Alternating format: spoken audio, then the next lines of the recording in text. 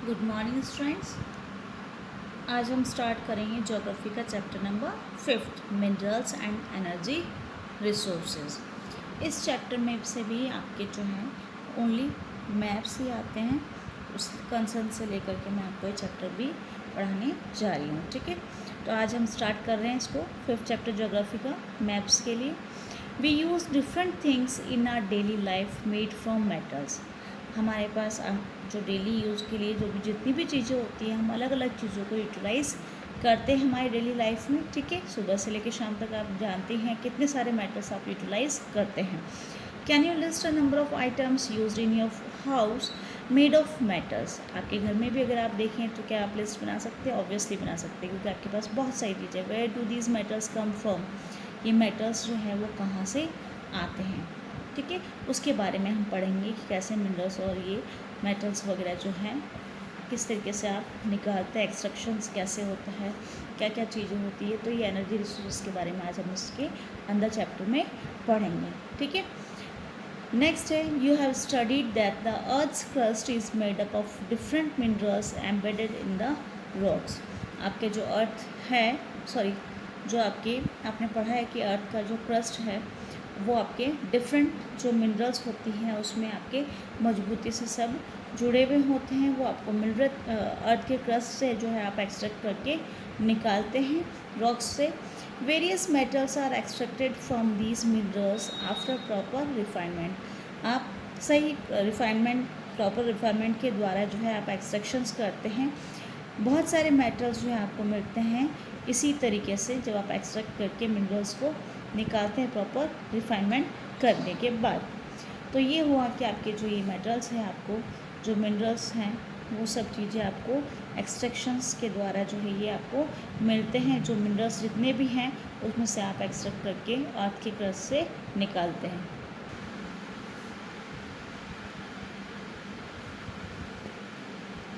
ये जो मिनरल्स होते हैं वो आपको इम्पॉर्टेंट होते हैं आपके लिए। Minerals are an indispensable part of our lifes. ये इम्पॉर्टेंट है आपके लिए, जिसके बिना काम नहीं चलता। ठीक है, यानी आपकी डेली लाइफ में अगर आपके मिनरल्स हट जाएं तो आपका काम नहीं चल सकता है।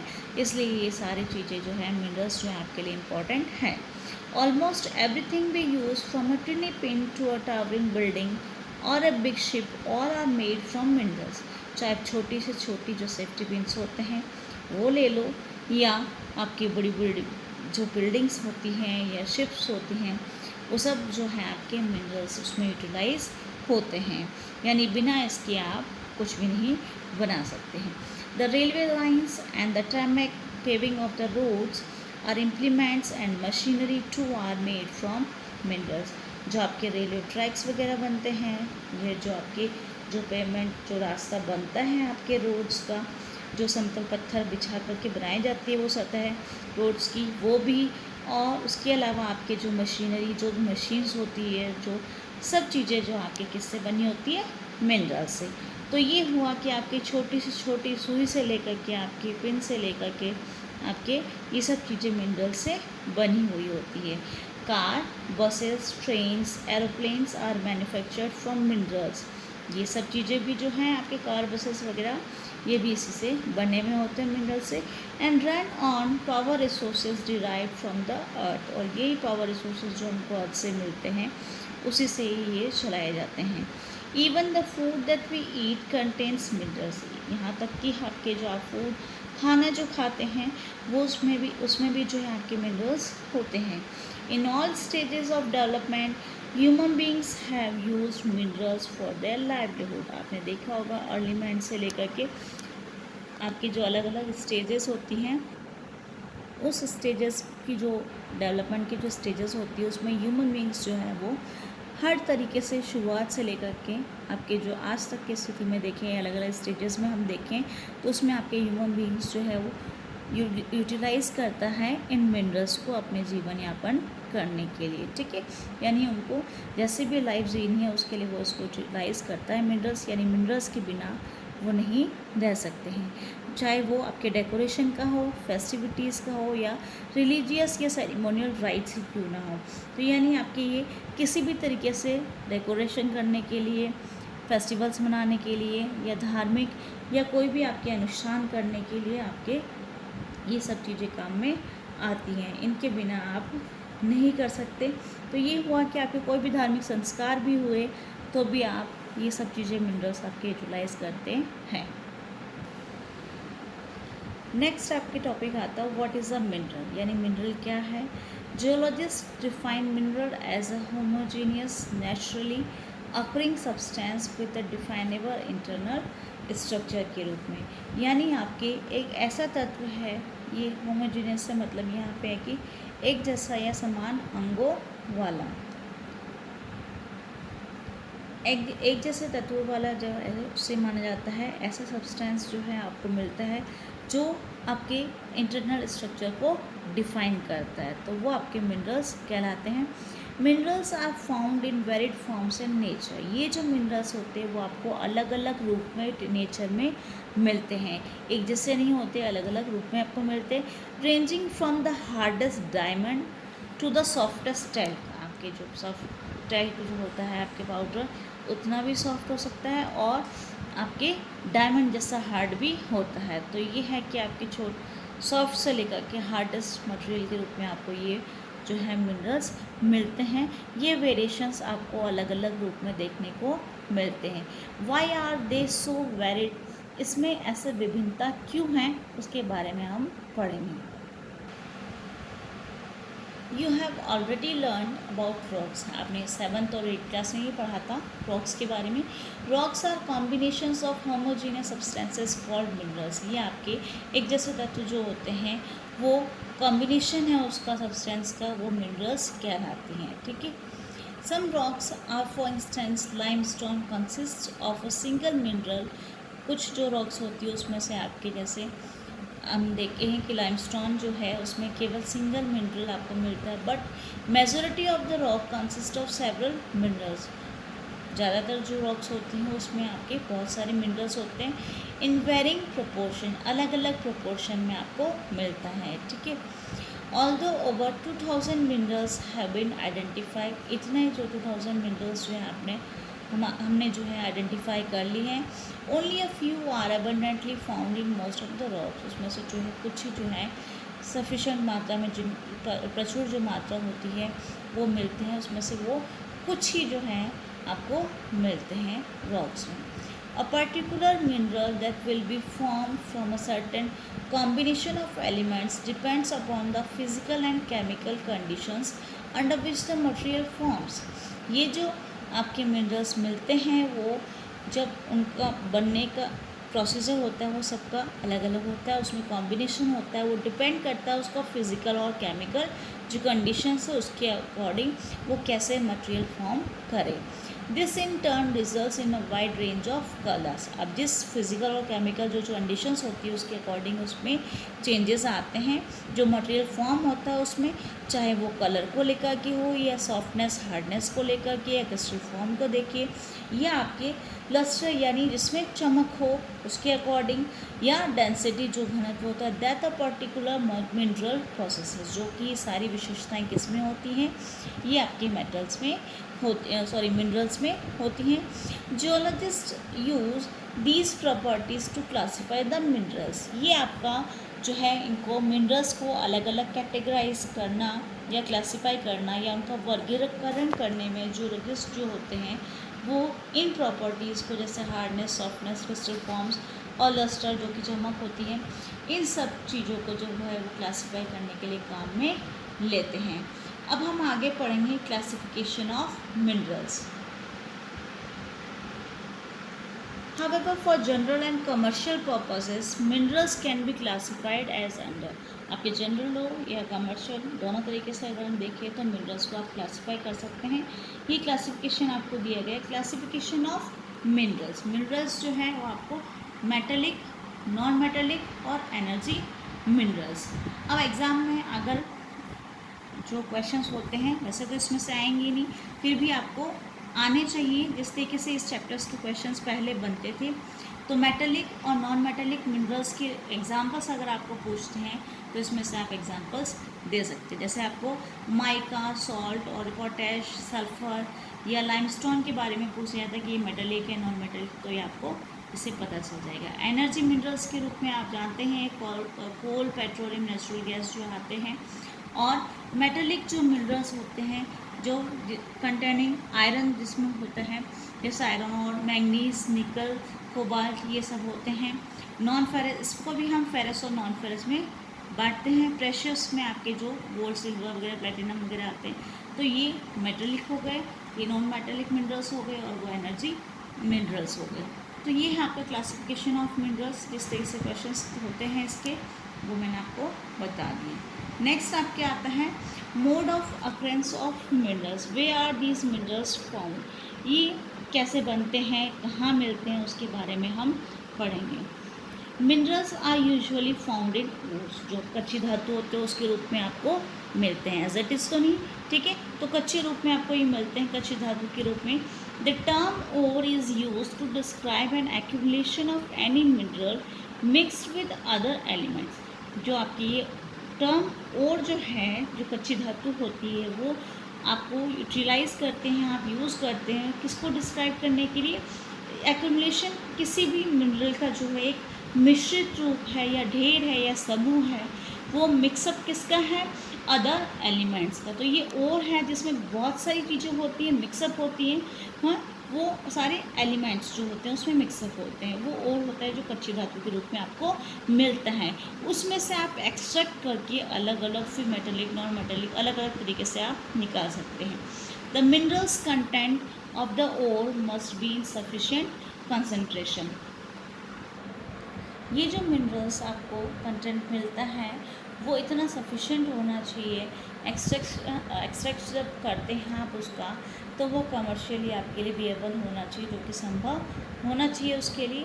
The type of formation or structure in which they are found determines the relative ease with which mineral ores may be mined. आपके जो फॉर्मेशन होता है उस स्ट्रक्चर के अकॉर्डिंग जो है आप पता कर सकते हैं, फाउंड कर सकते हैं कि उससे रिलेटेड जो है आपको जो मिनरल ओर्स है वो वहाँ पे आप खोल सकते हैं या माइन कर सकते हैं। This also determines the cost of extraction, जिससे आपका आइडिया भी लग जाएगा कि कितना आपका एक्सट्रैक्शन में जो है कॉस्ट लगेगा। This is therefore important for us to understand the main types of formation in which minerals occur. इसलिए हमको ज़रूरत है कि हम समझें कि ये जो टाइप्स ऑफ फॉर्मेशन जिस तरीके से बनते हैं मिनरल्स, वो कैसे हैं, कैसे निकलते हैं, कैसे बनते हैं, उसके बारे में हम पढ़ेंगे। Minerals generally occur in these forms, किस फॉर्म में मिलते हैं उसके बारे में हम पढ़ेंगे। In igneous and metamorphic rocks minerals में occur in the cracks, crevices, faults या जॉइंट्स के रूप में आपको मिलते हैं। ये आपको जो रॉक्स आपने पढ़ी थी मेटामॉर्फिक वगैरह, उसमें से आपको इस तरीके से आपको क्रैक्स के रूप में या क्रेविसेस के रूप में आपको मिलते हैं। द स्मॉलर अक्रेंस जो होता है वो आपके वेन्स कहलाता है, और जो लार्जर जो होता है वो आपके लोड्स कहलाता है। In most cases they are form when minerals in liquid, molten and gases forms are forced upward through cavities towards the earth surface. ये आपके ज़्यादातर जो है तब होते हैं जब आपके खोखला सरफेस जब आपको होता है, तो उस वजह से आपके ये लिक्विड और जब गैस के रूप में होता है तो वो फोर्स होते हैं और किसकी तरफ, अपवर्ड, किसकी तरफ, जो आपके खोखली जो जगह होती है उसकी तरफ जाते हैं, अर्थ की सरफेस की तरफ, और वो ठंडे के जाते हैं। They cool and solidify as they rise, जैसे ही वो ऊपर उठते हैं तो वो ठंडे होते हैं, और वो वहाँ पे जब ऊंचाई पे जाते हैं तो ठंडे हो जाते हैं। Major metallic minerals like tin, copper, zinc and lead etcetera are obtained from veins and lodes. यानी आपके छोटे और बड़े जब अक्रेंस होते हैं, स्मॉलर अक्रेंस या लार्ज अक्रेंस जब होते हैं, वेन्स और लोड्स दोनों से ही आपके ये मेटल्स आपको मिलते हैं, tin, copper, zinc and lead. Next आपकी थर्ड कैटेगरी जो रॉक्स है, sedimentary rocks are a number of minerals occur in beds और लेयर्स के रूप में, जहाँ पे ये मिलते हैं मिनरल्स। They have been formed as a result of deposition. ये सेडिमेंट्री रॉक्स जो है डिपोजिशनल वर्क उसमें होता है, तो ये जब डिपोजिशन होता है तब ये आपके फॉर्मेशन स्टार्ट होता है। Accumulation and concentration in horizontal strata के रूप में coal and some forms of iron ore have been concentrated as a result of long periods under great heat and pressure। बहुत ज़्यादा गर्मी और प्रेशर के द्वारा ही आपके कोल और कुछ अदर फॉर्म्स जो है आयरन ओर के वो आपके रिजल्ट के रूप में आपको मिलते हैं। And another group of sedimentary minerals include gypsum, potash, salt. ये भी आपके सेडिमेंट्री मिनरल्स के रूप है, जिप्सम, पोटैश, सॉल्ट, ठीक है, और sodium salt. These are form as a result of evaporation specially in arid regions. आपके जो शुष्क रीजन होते हैं उसमें जब इवेपोरेशन होता है उसकी वजह से ये आपको सोडियम सॉल्ट वगैरह जो है आपको मिलते हैं। तो ये डिपोजिशनल वर्क के रूप में आपको सेडिमेंट्री रॉक्स के रूप में जो आपके ये मिनरल्स जो करती हैं आपके सेडिमेंटेशन डिपोजिशनल वर्क जो होता है उसकी वजह से जो है आपके इवेपोरेशन के थ्रू जो है यहाँ पे ये रिज़ल्ट होता है कि आपके एरिड रीजन्स में ये आपको मिलते हैं।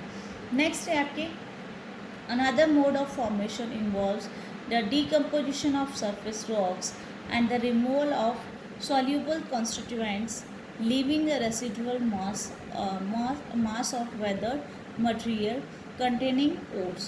ये बहुत सारे जो डिकम्पोजिशन होता है आपके सरफेस रॉक्स का और वहाँ पे ये कुछ कॉन्स्टिट्यूएंट्स जो होते हैं वहाँ पे छोड़ दिए जाते हैं जो आपके वेदर्ड जो मटेरियल होते हैं वो जिसमें आपके ओर्स होते हैं, जो कच्चा माल जो होता है, जो कच्चा आपको धातु मिलते हैं वो उसमें छोड़ दिए जाते हैं।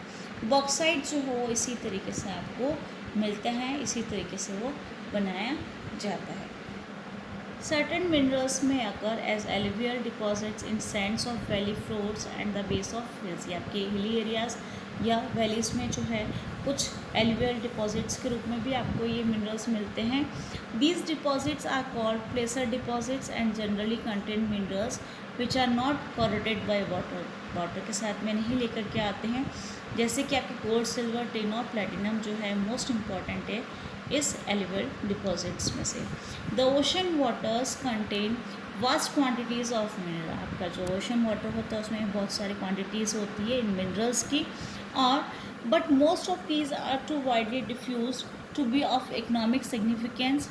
However common salt, magnesium and bromine are largely derived from ocean waters. The ocean beds too are rich in manganese nodules। ये जो ओशन बेड्स होते हैं उसमें भी रिचनेस होती है मैग्नीज नोड्यूल्स की। कुछ कॉमन सॉल्ट और मैग्नीशियम वगैरह होते हैं जो यहाँ से आपको मिलते हैं ओशन वाटर से, इतना बड़ी मात्रा में आपको यहाँ से मिलते हैं। नेक्स्ट आपका इंटरेस्टिंग आपके फैक्ट दे रखा है रेड हॉल जो माइनिंग होती है। Do you know that most of the minerals in India are nationalized and their extraction is possible only after obtaining due permission from the government। जब आप mining जब होती है उससे पहले जो आपको ये गवर्नमेंट से परमिशन लेनी होती है। But in most of the tribal areas of the north east India, जो कि आपके ट्राइबल एरियाज है नॉर्थ ईस्ट में, minerals are owned by individual और कम्युनिटीज़। वहाँ पे क्या है नॉर्थ ईस्ट एरिया में इंडिया में कि मिनरल्स जो है इंडिविजुअल यानी हर एक प्रत्येक व्यक्ति या कोई भी कम्युनिटी जो है वो मिनरल्स एक्सट्रैक्ट कर सकती है। In Meghalaya they are large deposits of coal, iron और लाइमस्टोन एंड डोलोमाइट एक्सेट्रा। यहाँ पे बहुत सारे मिलते हैं मेघालय में आपके minerals. Coal mining in Jowai, Jowai and Cherrapunji is done by family members, यानी अपने कोई भी परिवार के लोग जो है वो लोग यहाँ पे इसका माइनिंग करते हैं। In the form of a long narrow tunnel के रूप में, एक गुफा के रूप में, ठीक है, known as rat hole mining, जिसको आप जो है एक सुरंग जो है नाम दिया गया है रेड हॉल माइनिंग, ये नाम से उसको जाना जाता है।